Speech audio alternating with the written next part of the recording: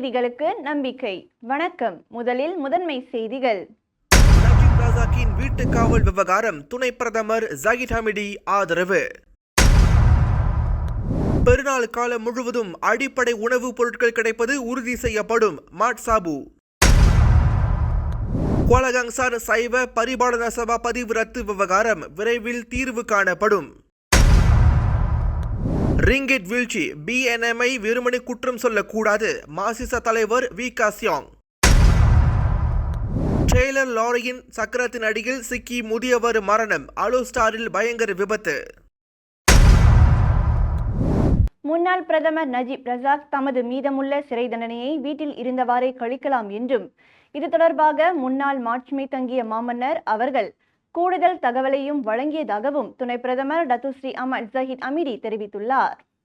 Najib Razak வீட்டு காவலில் இருக்க தாம் முழு ஆதரவு வழங்குவதாகவும், இது தொடர்பாக முன்னாள் மாமன்னரின் அரசு உத்தரவை தாம் படித்ததாகவும் அம்னோ தேசிய தலைவருமான Datuk Seri doctor Ahmad Zahid Hamidi தெரிவித்தார்.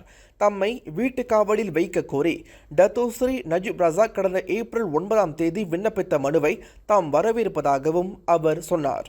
முன்னதாக நஜீப் ரசாக்கின் தண்டனை காலம் பாதியாக குறைக்கப்பட்ட நிலையில் தற்போது வீட்டு காவலில் வைக்க முன்னாள் பிக்கா நாடாளுமன்ற உறுப்பினருமான அவர் விண்ணப்பித்திருக்கிறார்.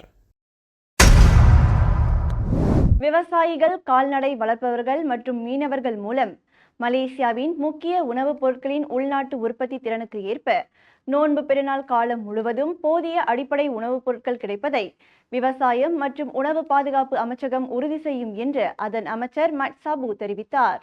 குறைந்த உள்நாட்டு உற்பத்தி கொண்ட உணவுப் பொருட்களின் விநியோகங்கள் நுகர்வோரின் தேவைகளை பூர்த்தி செய்ய இறக்குமதி செய்யப்படுகின்றன என்று விவசாய மற்றும் உணவு பாதுகாப்பு அமைச்சர் மாட்சாபு தெரிவித்துள்ளார். தேசிய விவசாய உணவு கொள்கை 2021-2030 ஆண்டில் குறிப்பிடப்பட்டுள்ள 8 முக்கிய உணவுப் பொருட்கள் மீது கவனம் செலுத்தப்படுவதாக தெரிவிக்கப்பட்டுள்ளது. ஃபாமா விவசாயிகள் கழகம் மற்றும் மலேசிய மீன்வள மேம்பாட்டு ஆணையம் ஆகியவற்றின் கீழ் நாடு முழுவதும் உள்ள பல்பொருள் அங்காடிகள் மற்றும் மளிகை கடைகளில் இந்த முக்கிய உணவுப் பொருட்களுக்கான சந்தைப்படுத்துதல் அதிகரிக்கப்படும். அதே நேரத்தில் குறிப்பாக நோன்பு பெருநாள் திறந்தல் உபசரிப்பு நடைபெறும் போது உணவு வீணாக்கப்படுவதை தவிர்க்க உணவுப் பொருட்களை கவனமாக பயன்படுத்துவதை அமைச்சு ஊக்குவிக்கிறது.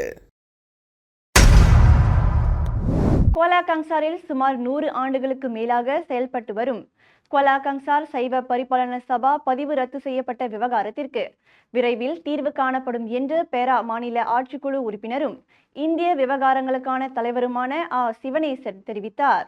கடந்த ஆண்டு மார்ச் மாதம் அதன் பதிவு ரத்து செய்யப்பட்டதை ஆலய நிர்வாகம் உறுதிப்படுத்தியுள்ளது.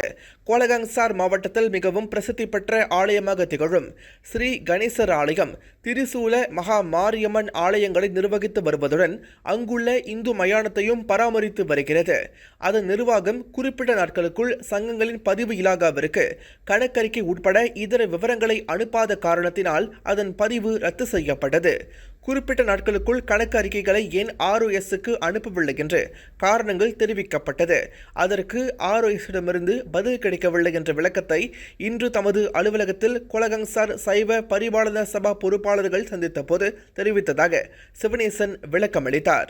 இந்த விவகாரம் குறித்து விவரங்கள் அறிய ROS அதிகாரிகளிடமும் கோலகங்சார் சைவ பரிபாலன சபா பொறுப்பாளர்களிடமும் விரைவில் பேச்சுவார்த்தை நடத்தி தீர்வுக்கான நடவடிக்கை எடுக்கப்படும் என்று அவர் செய்தியாளர்களிடம் தெரிவித்தார்.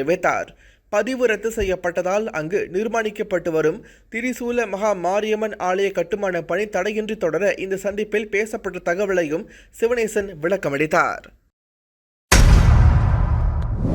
மலேசிய ரிங்கிட்டின் வீழ்ச்சிக்கு வெறுமனே பேங்க் நகரா மலேசியாவை குறை சொல்ல முடியாது என்று மாசிசா தேசிய தலைவர் டத்துஸ்ரீ வீகா சியாங் கூறினார். ரிங்கிட்டின் மதிப்பு சரிந்ததற்கு பல்வேறு காரணங்கள் இருக்கலாம். இருப்பினும் பேங்க் நெகாரா மலேசியாவின் கவர்னரை மட்டுமே பதிலளிக்க சொல்வது என்பது ஏற்புடையதாக அமையாது என்று அவர் தெரிவித்தார். எதிர்க்கட்சியாக இருந்தபோது DAP அரசாங்கத்திற்கு எதிராக இந்த ரிங்கிட் வீழ்ச்சி தொடர்பாக கேள்விகளை கேட்டது. தற்போது அரசாங்கத்தில் இருக்கும் நிலையில் தேசிய முன்னணியை கேள்வி கேட்க முடியாமல் BNM கவர்னரை சாடுவது என்பது பொறுப்பற்ற தனமாகும் என்று வீகா சியாங் விளக்கமளித்தார். முன்னதாக ரிங்கிட் வீழ்ச்சி தொடர்பாக BNM கவர்னர் பதிலளிக்க வேண்டும் என்று DAP கட்சியின் தலைவர் லிம் குவான் எங் கேட்டுக் கொண்டிருந்தார். அமெரிக்க டாலருடன் ஒப்பிடுகையில் மலேசிய ரிங்கிட் 4.77 பதிவு செய்யப்பட்டது. ட்ரெய்லர் லாரி மோட்டார் சைக்கிள் இடையே ஏற்பட்ட சாலை விபத்தில் மோட்டார் சைக்கிளிலிருந்து தூக்கி வீசப்பட்ட முதியவர் லோரியின் சக்கரத்தின் அடியில் சிக்கி உடல் நசுங்கி மரணமடைந்தார். இந்த விபத்து ஜாலான் கங்சா மெர்கோங்கில் நிகழ்ந்தது.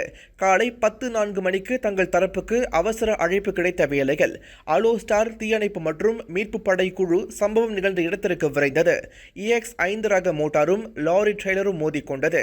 பாதிக்கப்பட்ட மோட்டார் சைக்கிளோட்டி லாரியின் சக்கர பகுதியில் மாட்டிக்கொண்டு அந்த லாரி அவரை இழுத்து சென்றதாக தீயணைப்பு மீட்பு படை கமாண்டர் அஹமத் நோராசுலான் ஜகாரியா கூறினார். சம்பந்தப்பட்ட மோட்டார் சைக்கிளோட்டி சம்பவம் நிகழ்ந்த இடத்திலேயே மரணமடைந்தார். உடற்கூறு ஆய்வுக்காக உடல் சுல்தானா பஹியா மருத்துவமனைக்கு கொண்டு செல்லப்பட்டதாக அவர் குறிப்பிட்டார். இதனுடன் நம்பிக்கை செய்திகள் நிறைவடைகின்றன.